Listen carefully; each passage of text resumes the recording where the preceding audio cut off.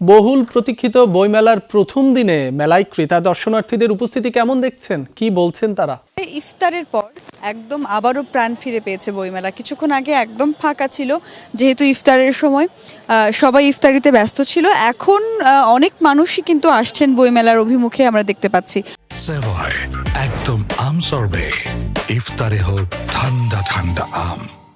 সকাল থেকে আমরা দুপুরবেলা আসলে বিশেষ করে যখন বেলা 2টায় প্রধানমন্ত্রী উদ্বোধন করলেন বইমেলার, তারপরে তো আনুষ্ঠানিকভাবে বইমেলার যাত্রা শুরু হলো এবছর, এবং তারপরে আসলে নানান বয়সের ক্রেতাদের সমাগম ঘটেছে। এখানে আমরা দেখেছি অনেকেই আসছেন, ঘুরছেন। তবে সত্যি কথা বলতে একদম যেহেতু বইমেলার প্রথম দিন, সেই অর্থে স্বাভাবিক যেই ভিড়টি থাকে, বইমেলা বলতেই যে ভিড়ের কথা কল্পনা করে বাংলাদেশের মানুষ, সেই ভিড়টি আসলে সকাল থেকে দুপুর থেকেই ছিল না। এবং যারা প্রকাশক বলি কিংবা যারা বিভিন্ন স্টলে রয়েছেন, বইয়ের স্টলে রয়েছেন, তাদের সঙ্গে কথা বললাম সন্ধ্যার পরে। তারা আমাদেরকে বললেন যে আসলে যেহেতু একদম প্রথম দিন, অনেক স্টল এখনও প্রস্তুতি হয়নি।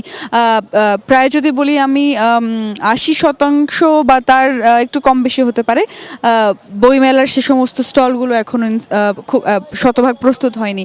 আবার সব স্টলে বই নাইও, শতভাগ বই এসে পৌঁছয়নি। আবার অনেক স্টল আমরা দেখতে পেয়েছি যে তারা কেবলমাত্র সেই বইগুলো গোছাচ্ছেন। ফলে সব মিলিয়ে প্রথম দিন একটা প্রস্তুতি পর্বের মধ্য দিয়ে যাচ্ছে। প্রথম কয়েকদিন আসলে এমনই যাবেন বলে যারা প্রকাশক বা বই সংশ্লিষ্ট তারা বলছেন। তবে ধীরে ধীরে জমে উঠবে বইমেলা, তেমনটি প্রত্যাশা সবার। ঐশী, আপনাকে ধন্যবাদ।